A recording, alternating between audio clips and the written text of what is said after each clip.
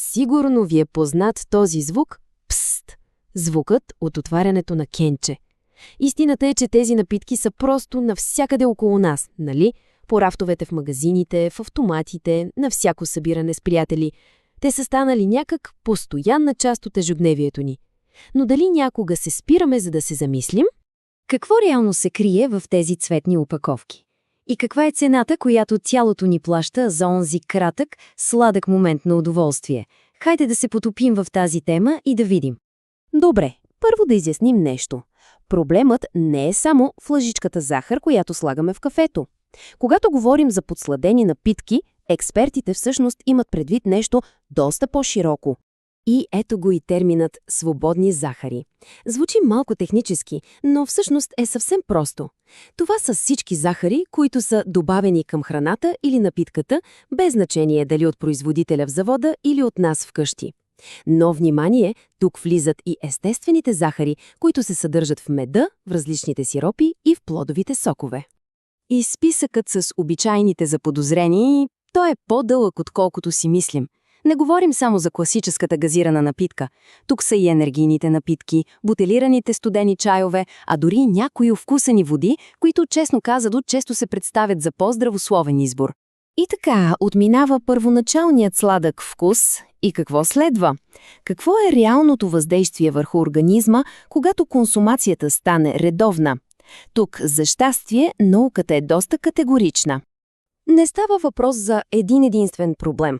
По-скоро трябва да си го представим като верижна реакция, едно истинско домино, в което всяка плочка бута следващата и ефектите просто се натрупват. Първата и, може би, най-очевидна плочка от доминото е силната връзка с покачването на тегло, особено в обиколката на талията. Обаче тук идва и нещо наистина важно. Рискът от развитие на диабет тип 2 не е свързан само с наднорменото тегло. Връзката е налице дори при хора с тегло в нормалните граници. А ето как изглежда този домино ефект на практика, директно в нашия черен дроб. Първо, фруктозата, която е много често срещана в тези напитки, буквално претоварва черния дроб. Това задейства втората плочка, започва да се генерира пичужна киселина, която пък стресира клетките. И накрая, последната плочка пада, стимулира се натрупването на мазнини. Добре, картината с рисковете е ясна. Ами тогава какво казват големите здравни авторитети по света? Има ли някакъв глобален консенсус по въпроса? Разбира се, че има. Тук на сцената излиза Световната здравна организация, или СО, която на базата на огромен обем научни доказателства е дала много ясни насоки. И ето го ключовото число.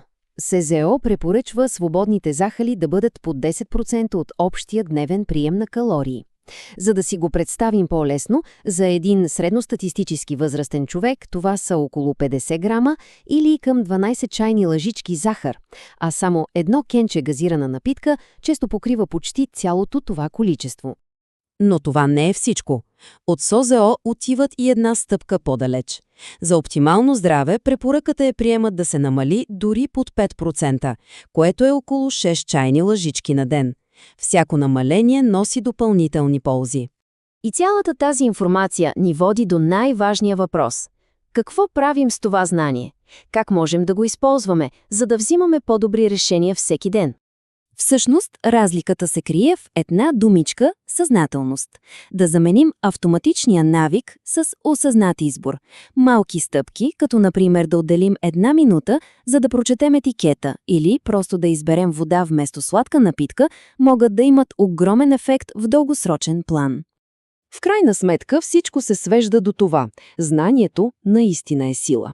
Когато познаваме ризиковете, но и алтернативите, ние поемаме контрола в свои ръце. И така, въпросът остава да виси във въздуха. Следващият път, когато предстои избор на напитка, на какво ще се базира той? На моментният навик или на ясното съзнание за цената, която тялото ни плаща? Изборът е наш.